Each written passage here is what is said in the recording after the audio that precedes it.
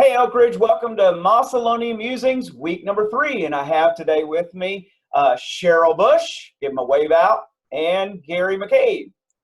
And this week we want to bring you the latest updates so that you'll be in the know. The first thing is to let you know that Give One Day was a huge success. Thank you so much for all of you who have responded, and you're continuing to do so. We've added an extra button on the front page of orbc.net to make it super simple for you to be a part of this initiative to make a difference during the COVID pandemic. And over $7,000 has already been raised. So I just want to say thank you.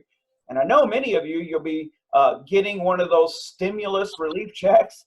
And some of you just say, you know, the truth is, I don't even need that. I don't even need that. Well, some do. So what we want to do is use that as an opportunity for us to bless our community and to bless others who are in need. So I would encourage you, if you get that stimulus and you don't have a need for that, pray over what you might give to it. And then, of course, tithing on it first. But the second thing I want to share with you guys, the local peace initiatives, and Pastor Gary has some announcements that we can let you know. What are some real mobilization aspects that we're doing that will people can be involved in?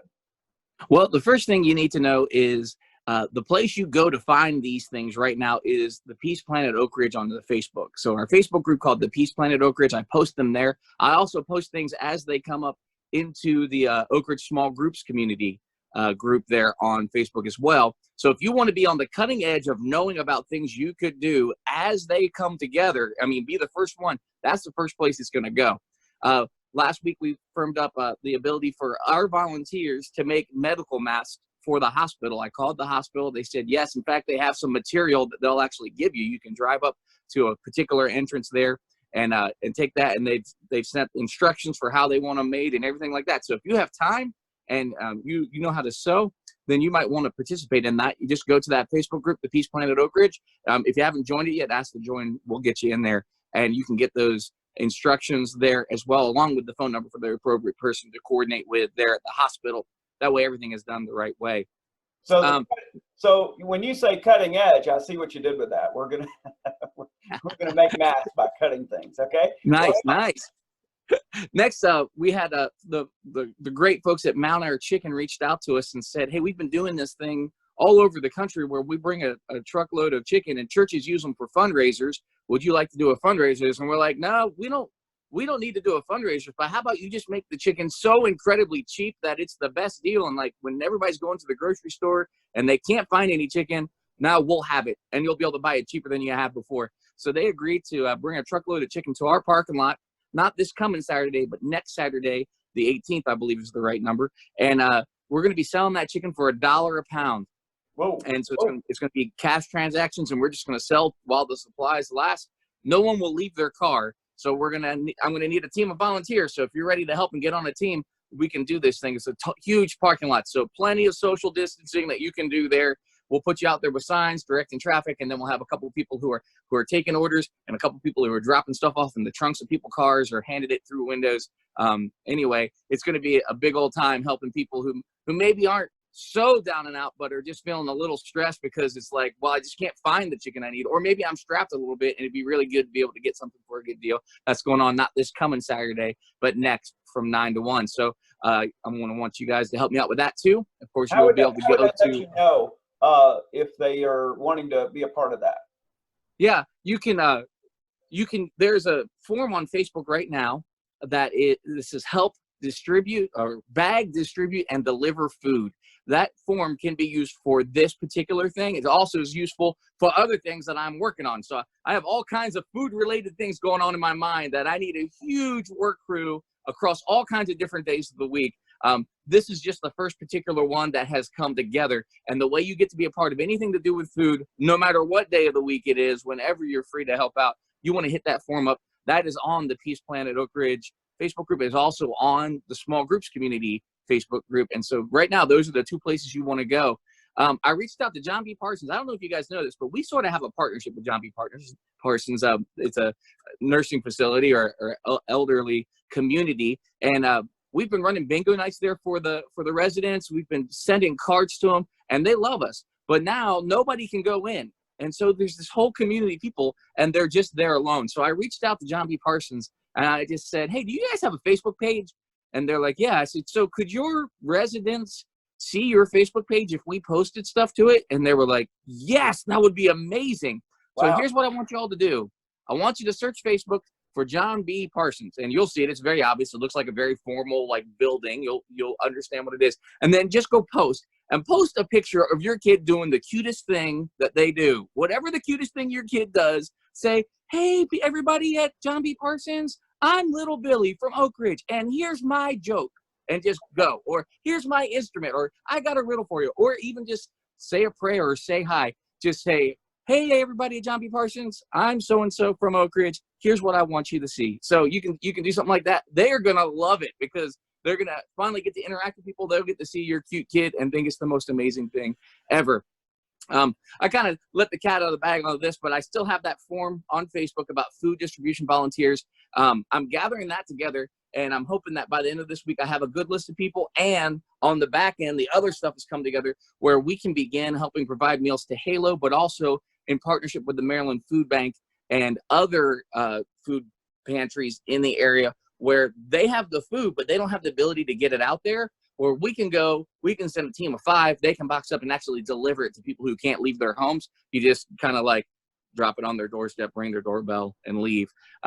So I'm hoping you guys will be able to do that. I'm also hoping that the folks who fill that form out will be able to help out our own church members and those in the scope of our church community who are a little bit more insecure. And so we're gathering that list of people up and checking in with them about how we can get that to them. So the food bank's already dropped off 75 boxes of dry good boxes sitting in our lobby, waiting for us to give out to people. So we're just looking for the team to come together. And then the last thing I want to share with you guys today is, Wicomico County, Worcester County, all the counties around here are trying to figure out how to do school online.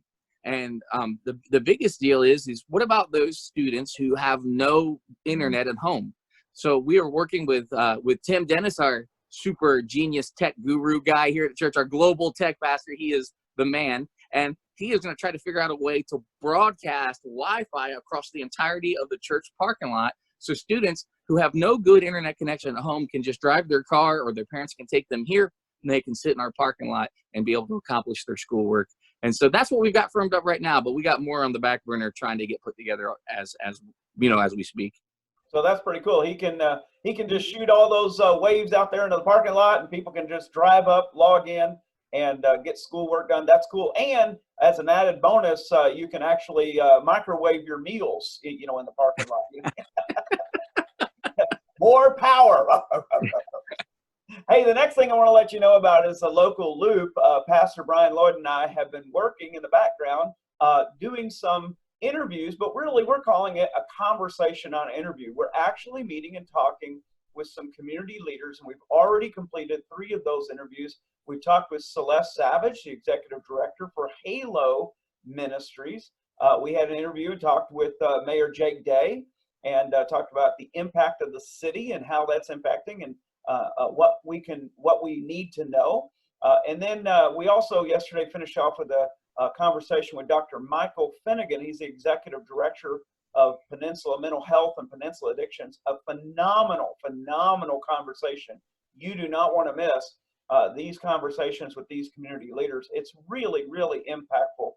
And it's been an awesome way of us getting to know the community a little better. And for each of them, I always end with the same question: how can faith-based communities best serve at this time? And so each of them have a different, unique perspective, and it was a phenomenal time. Don't miss that. We'll start releasing those next week. Look for those on Monday and Wednesday, 5 p.m.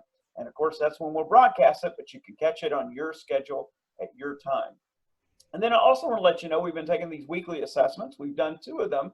The first one we did through our community partner, Glue, and then we realized, hey, we just needed more ability to respond to people and reach out to folks and do some pastoral ministry. So we created our own and duplicated on CCB, and we had a great response. In fact, we nearly doubled the number of folks who responded and replied on the second week. And so we appreciate that. I wanted to give you just a few of the insights very quickly of what are we seeing from that weekly assessment. First is that 75% of you reported that you're really not experiencing significant anxiety due to this. Praise God. And that's a good thing to know. I hope that the message I shared on overcoming fear through this is helpful to you, and to see how trusting in Jesus and knowing He's in your boat makes all the difference. Almost 80% reported that are having little to almost no stress concerning their finances, and that's a phenomenal report as well. There were several testimonies of people who shared in the notes, and that's what I love about our custom form, who said, "Thank you, ORBC, that you offered Financial Peace University. Because you did, and because I made changes, I was ready." That's a fantastic feedback.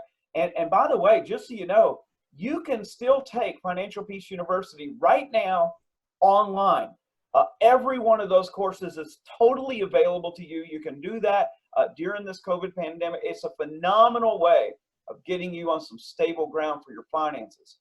80% of the folks stated that Corona has not significantly disrupted their income. That means that the vast majority of people are still, their income has not been significantly affected in any way.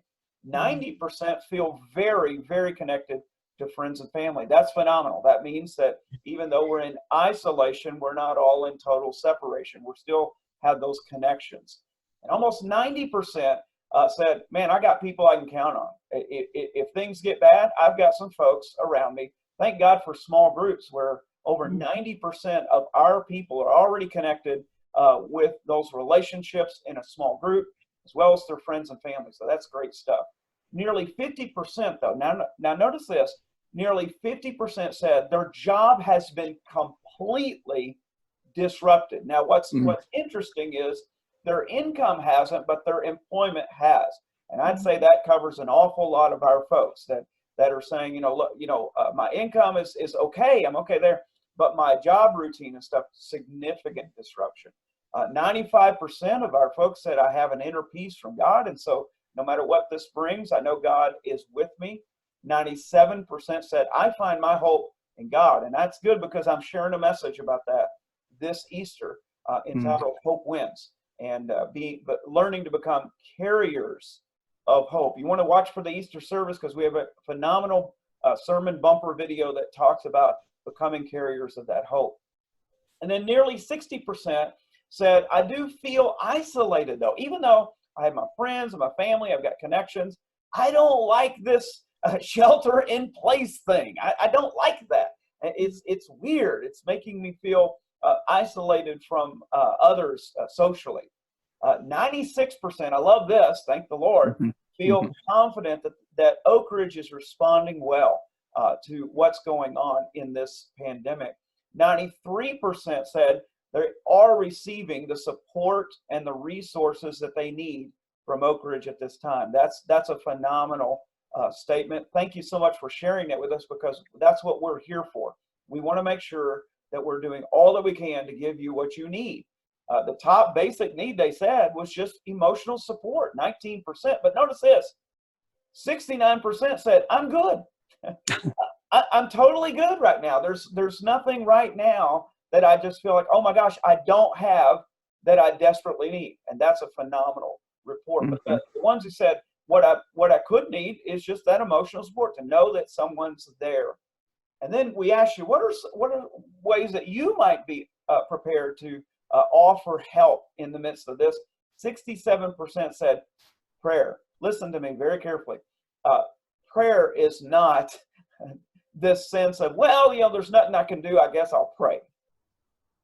Prayer is the most important thing we could be doing right now. I really believe that Satan is on the rise. In one of our interviews with Dr. Michael Finnegan talking about mental health and this condition, we know for a fact a couple of things are happening. One, we know that alcohol sales have skyrocketed. They have skyrocketed in the midst of this pandemic. And number two, that domestic disturbances are on the rise. That means people are beginning to feel, those people who do not have a peace from God, do not find their hope in Christ, those people are beginning to find coping mechanisms that are dysfunctional, and that's on the rise. And that means we need to be in prayer. we need to be praying in a spiritual warfare mindset for the families in our communities during this season. And then finally, support that they said I need from the church is the prayers of the church. But notice this split right down the middle. Pray for me, preach to me. Pray for me and share the good news from the Word of God of hope and encouragement in this season. So those are some of the answers. I wanted to make sure that I gave you a report on that because you filled those out. So please, we'll send that out again. It is a weekly assessment while we're in the pandemic to see if things change, and they might. And so be sure that you fill that out when we send that out. Thank you so much for those who did. And then second base is coming up every Thursday. So that'll be tomorrow at 2 p.m. in installments. Pastor Brian Lloyd is giving us that each week. Phenomenal way for you to run the bases while you're safe at home. And so I think that's a great tool.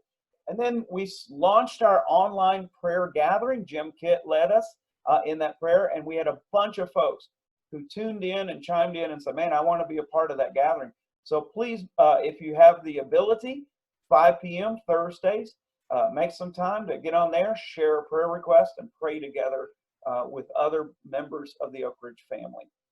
And then Good Friday's coming up. Our Good Friday services this Friday night, 7 p.m. We'll have a set of worship, a time of reflective worship.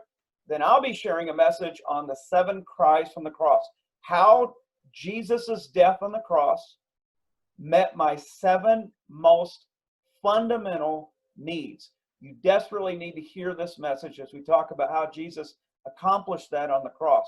And then Easter weekend launches from Good Friday service into Saturday. Cheryl, tell us why folks want to make sure they tune in for Easter Jam.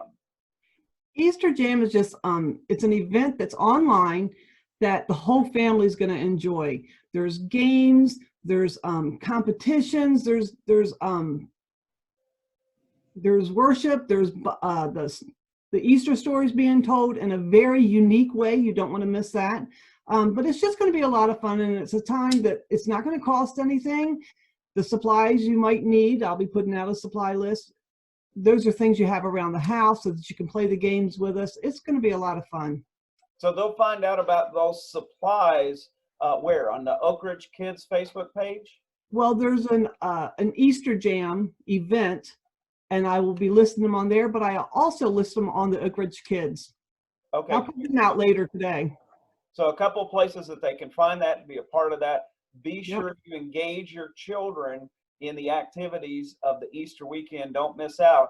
Even though we're in the midst of this, they can still participate. And speaking of that, Easter Sunday, Hope Wins, Easter Sunday, we're going to carve out 15 minutes before the hour before. So that's 8:45 a.m. and then 10:45 a.m. And 5:45 p.m. we'll be carving out those 15 minutes beforehand for something very, very special for families. So tell us about that, Cheryl. So what's going to happen is we're going to do a worship song that the kids are already used to, and they'll see some of their some of their leaders doing the song with them, and that's a lot of fun. It's kind of like Marty on Monday mornings, but it's all going to be on Easter Sunday. But then we have the most adorable little video of kids telling the Easter story. They're kids right here from Oak Ridge Kids, and it is so adorable. Super, super cool. That's going to be phenomenal. I know parents and families are going to love that. Listen, Easter, you may say, well, man, Easter's not going to be as great. Easter's just online. Let me tell you about the power of the online services. One of our venue pastors, Shane McDade, shared this with our ministry staff and said, hey guys, we had a family join us this week from Texas. Marcia and Chris watched us with their family, shared this comment on their online Connect card. So they're obeying, they're doing that Connect card. Let us hear from you. And they said this, hey, since services have gone online, we started tuning into RBC because we love you guys so much. Love the encouragement that you give. And thank you so much for all this. Now, Shane says, it's amazing to see the reach God has given us to reach folks anywhere and everywhere through the crisis. Turns out This couple were members here many years ago and moved and settled down in Texas. They were RBC members years and years ago and were in Bridget's small group. Notice he said Bridget, not ours. He said they were in Bridget's small group before I became a believer and follower of Jesus Christ. Now that's pretty cool. So he remembered them and he said, here's why. He said, I remember that group having a game night one night, which Bridget finally drugged me into. So I didn't want to go or have anything to do with those Christians. You know, he said, at that time, I just didn't have any desire for that whatsoever. I didn't, that night, those folks, however, showed me that Christians were just normal people with issues just like me, except they had a joy and a peace that they had discovered. They had the answer I needed, and then they shared it with me. And they were an integral part of me giving my life to Jesus Christ. God is so good. I just had to share that in the power of online services. We're reaching out way, way, way beyond what we could have accomplished on a standard Easter service through these online services. I think God had a plan. I think God had a plan to distribute the gospel to not just millions, but literally billions of people through the power of the internet. So praise God for that. So be sure you're a part of that Easter service and Easter online. So don't forget, it's Easter at Oak Ridge online.